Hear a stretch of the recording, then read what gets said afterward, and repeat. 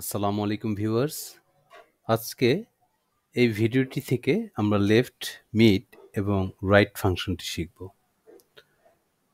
প্রথমে আমি ইকুয়ালিটি দিয়ে লেফট ফাংশনকে কল করব। টেক্সট চাচ্ছে আমার সিনট্যাক্সে আবির আহমেদ নামটা হলো আমার টেক্সট।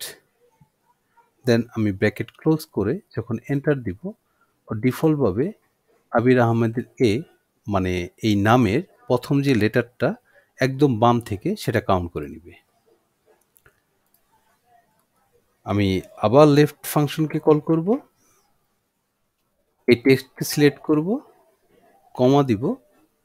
এখন আমার কাছ থেকে থার্ড ব্র্যাকেটের মধ্যে নাম্বার ক্যারেক্টারস চাচ্ছে, কতগুলো নাম্বার ক্যারেক্টার আমি বাম থেকে চাই। আমি এখানে 4 দিয়ে দিলাম, ব্র্যাকেট ক্লোজ, এন্টার দিলাম। আবির 4টা অক্ষর আমাকে এখানে শো করলো।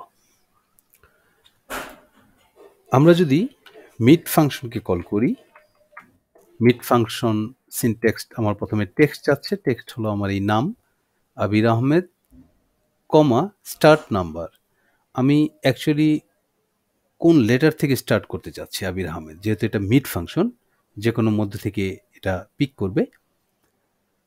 আমি আবিরের 4টা লেটার, দেন স্পেস, স্পেসকে একটা লেটার হিসেবে কাউন্ট করা হয়। দেন তার মানে 6 নাম্বার, স্টার্ট করব আমি 6 নাম্বার থেকে। তার মানে ABIR 4টা লেটার, দেন একটা স্পেস, 5টা আহমেদের, দেন 6। আমার স্টার্ট নাম্বার হবে 6, কমা নাম্বার অফ ক্যারেক্টার আমি যদি একটা বলি, ব্র্যাকেট ক্লোজ, এন্টার, একটাই দেব। যদি আমি মিড ফাংশনকে কল করে টেক্সট এই নামটি, কমা আমার স্টার্ট নাম্বার 6, দেন কমা আমার আহমেদ হলো 5টা লেটারে, আমি যদি নাম্বার অফ ক্যারেক্টার এখানে 5 দিয়ে দিই, ব্র্যাকেট ক্লোজ, এন্টার, তাহলে আমার এখানে চলে আসলো আহমেদ। রাইট ফাংশনে আমরা দেখব, রাইট ফাংশনকে কল করে টেক্সটকে সিলেক্ট করব, ব্র্যাকেট ক্লোজ, বাই ডিফল্ট একদম ডানে আবির আহমেদের একদম ডানে যে শেষ লেটারটা আছে সেই লেটারটা হলো ডি, সে ডিকে ডিফল্ট নিয়ে আসলো।